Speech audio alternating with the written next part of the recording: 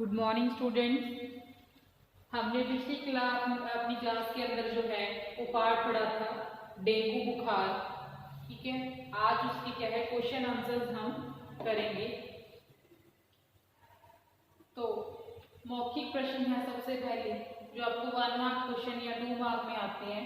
शिरीष को कौन सा डेंगू हुआ था? तो सबसे पहले जो है शिरीष के बारे में जब क्लास में बात चली थी तो मैडम ने बताया था कि उसको क्या है कि साधारण डेंगू हुआ था। उसके बाद दूसरा प्रश्न है डेंगू को हड्डी तोड़ बुखार क्यों कहा जाता है? तो मैडम ने बताया था उनको कि हड्डी तोड़ बुखार उसको क्यों कहते हैं, क्योंकि डेंगू को हड्डी तोड़ बुखार इसीलिए कहा जाता है क्योंकि इस रोग में इतनी पीड़ा होती है जैसे किसी रोगी की हड्डियां ही टूट गई हों।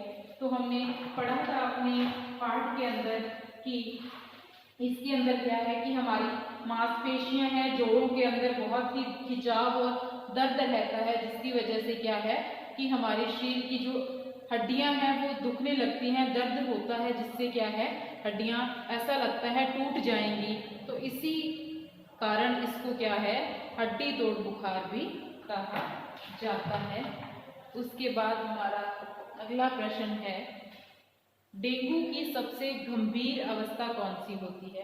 तो हमने पढ़ा था कि डेंगू के 3 प्रकार हैं। पहला साधारण, दूसरा हेमरेजिक और तीसरा था शॉक सिंड्रोम। तो क्या है कि डेंगू की सबसे गंभीर अवस्था कौन सी होती है? डेंगू की सबसे गंभीर अवस्था होती है शॉक सिंड्रोम। जब कोई भी पेशेंट जो है वो तीसरे लेवल का जिसको डेंगू होता है, तो शॉक सिंड्रोम के अंदर क्या है कि अगर पेशेंट के बारे में थोड़ा देरी से पता चलता है या उसकी जांच नहीं करवाई जाती तो पेशेंट की क्या है मौत भी हो सकती है। उसके बाद है चौथा प्रश्न डेंगू के मरीज को विशेष रूप से किसका सेवन करना चाहिए? तो डेंगू के मरीज के लिए हमने पढ़ा था कि उसको क्या है कि फलों का जो रस है और तरल पदार्थों का सेवन करवाना चाहिए, जिससे कि डेंगू जो है वो जल्दी खत्म होता है, जल्दी से जो पेशेंट है डेंगू से ग्रस्त वो ठीक हो जाता है। उसके बाद है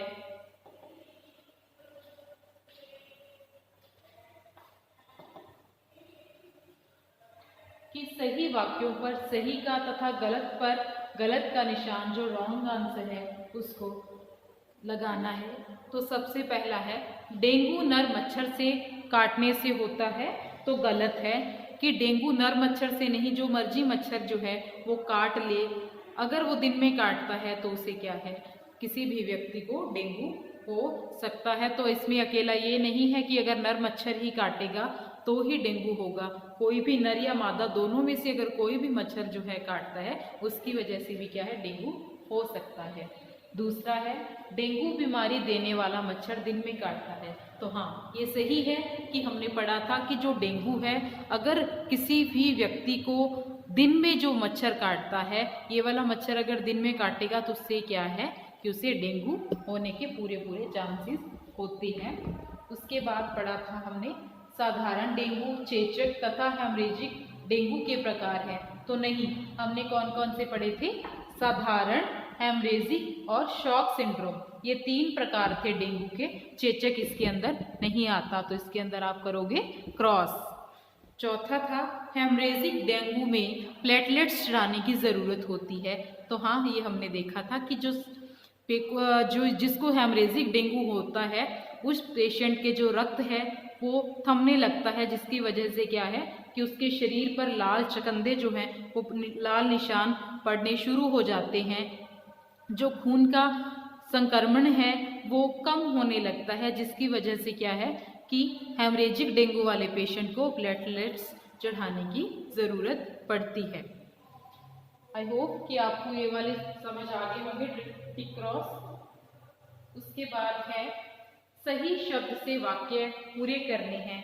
तो इसके अंदर है कि डेंगू की सबसे गंभीर अवस्था कौन सी है? तो डेंगू की सबसे जो गंभीर अवस्था है वो है शॉक सिंड्रोम। तो डेंगू का जो तीसरा प्रकार था शॉक सिंड्रोम, उसके बाद है दूसरा, डेंगू बुखार में तेजी से डैश का स्तर कम होता है। तो इसके अंदर क्या लिखेंगे कि जो प्लेटलेट्स हैं वो पेशेंट के कम होने शुरू हो जाते हैं। तो लिखेंगे डेंगू बुखार में तेजी से प्लेटलेट्स का स्तर कम होता है।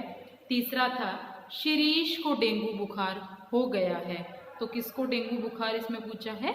शिरीष को। हेमरेजिक बुखार में बुखार, इसके अंदर हमें पूछा गया है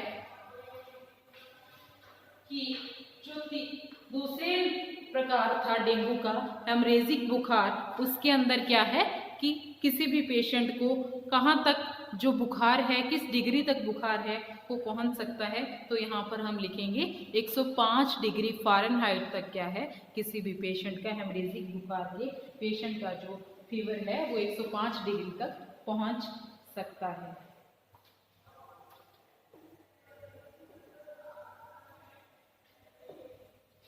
उसके बाद आपके दीर्घ प्रश्न दिए गए हैं कि डेंगू बुखार क्यों और कैसे होता है।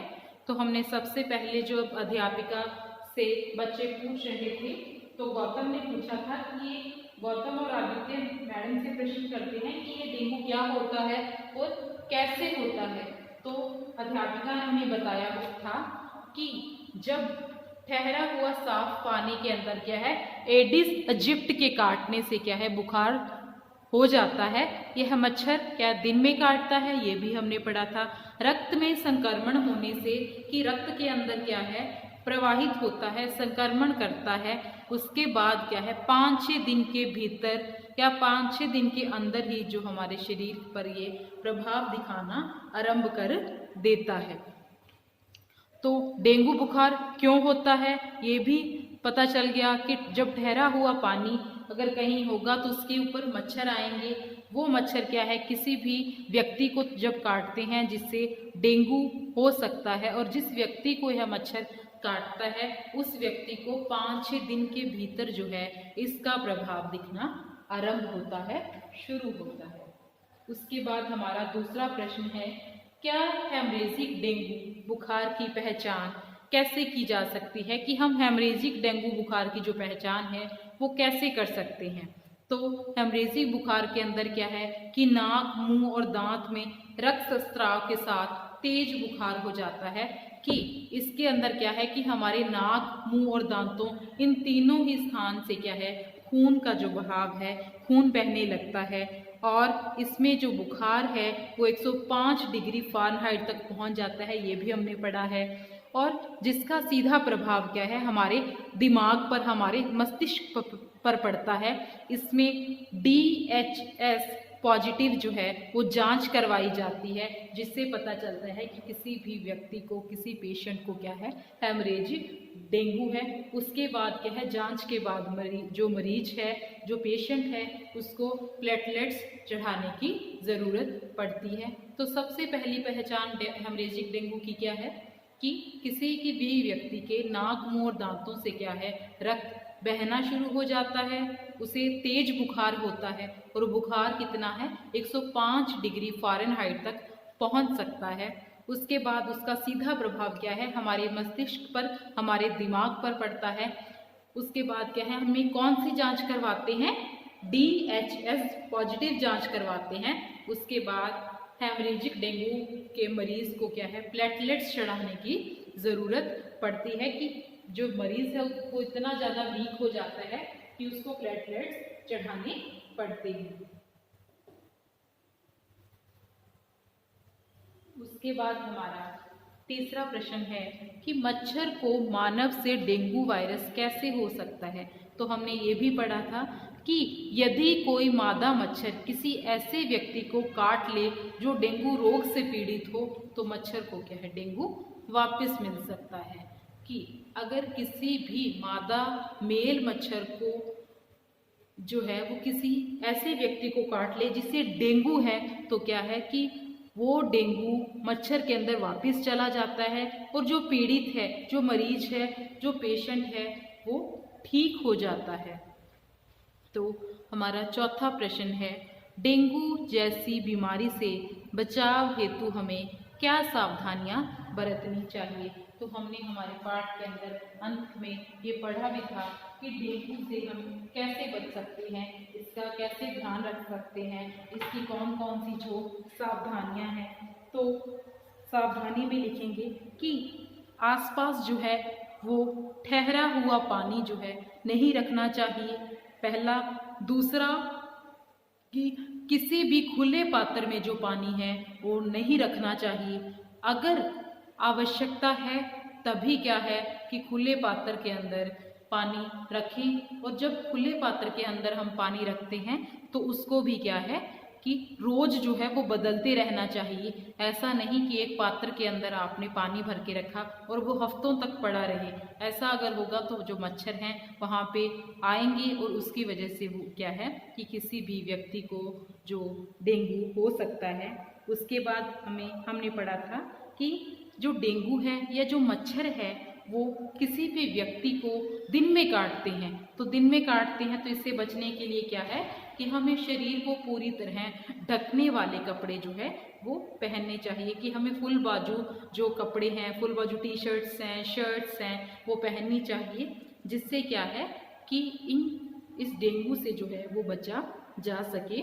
उसके बाद क्या है कि इससे बचने के लिए और हम क्या कर सकते हैं कि मच्छरों से बचने के लिए हम कीटरोधी दवा का भी जो है छिड़काव कर सकते हैं। कि अभी तो बहुत सारे कीटनाशक जो हैं दवाइयाँ बनी हैं जिसकी वजह से मच्छरों को जो है मारा जा सकता है। उस कीटनाशक जो दवाई का छिड़काव किया जा सकता है जिससे कि इन मच्छरों से को ख़त्म किया जा सकता है, ताकि जो डेंगू जैसी बीमारी है, खतरनाक बीमारी है, वो किसी भी व्यक्ति को ना हो सके।